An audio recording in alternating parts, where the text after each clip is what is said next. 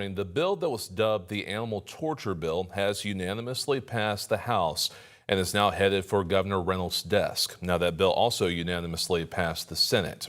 Under current state law, animal abuse is a misdemeanor, making Iowa the only state where it's not a felony.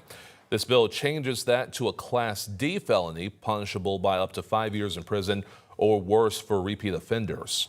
The bill also includes harsher punishments, harsher penalties for people who injure police dogs or engage in bestiality. Well, Governor Kim Reynolds just signed 14 new bills into law yesterday. Those bills include House File 2523, which establishes a parent or guardian's right to consent to and authorize certain medical services despite a minor child's objection, and House File 2527, which limits civil and criminal liability for potential effects on the climate caused by greenhouse gas emissions. A full list of bills can be found over on weareiowa.com. It's now 5:04. President Trump has signed a bill to fund parts of the Department of Homeland Security after what was a 76-day shutdown.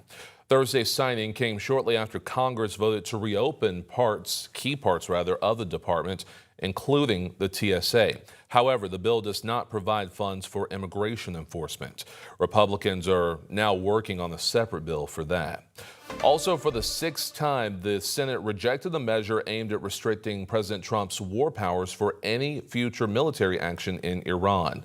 Trump is currently leaning on the war powers resolution, which puts a 60-day clock on the use of military force without congressional authorization.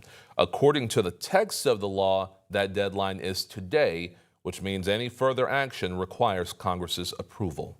For the first time in 8 years, the House of Representatives passed a farm bill, but it didn't come without conflict among Republicans about an issue very dear to Iowa farmers, which is year-round E15. Now, Iowa State Republicans don't like the provision, which would create a demand for 3 billion bushels of corn right here in Iowa. So the compromise is E15 is going to have a separate standalone vote on May 13th. This means that we're going to have the first time ever a vote on E15. That not only drives down the cost of fuel for families, it grows a domestic market here for farmers. That's a win-win on lower costs for gas, while at the same time providing a strong domestic market for our corn and soybean farmers. So here's what passed in yesterday's bill. SNAP is now authorized through 2031, but the bill locks in the $187 billion in spending cuts passed last year. It also strengthens the domestic fertilizer supply. It fixes California Prop 12, which prohibits the in-state sale of products from caged animals raised out of state. It also removes the provision that would have shielded pesticide producers like Monsanto from lawsuits because of links to cancer. Back here in Iowa, a bill is now on its way to the governor's desk that would add restrictions to SNAP benefits. Those restrictions that are proposed for SNAP would make it so only U.S. citizens could receive benefits regardless of legal status. Republicans feel this measure will ensure the longevity of the program. However, Democrats argue the language of the bill is written in a way that may infringe on some SNAP recipients who are here legally. Refugees and asylees are going to lose the ability to have food assistance. If we didn't do this bill and we had too high of error rates, we could have had a $120 million fine or penalty back from the federal government. This is making sure that we continue to have those services.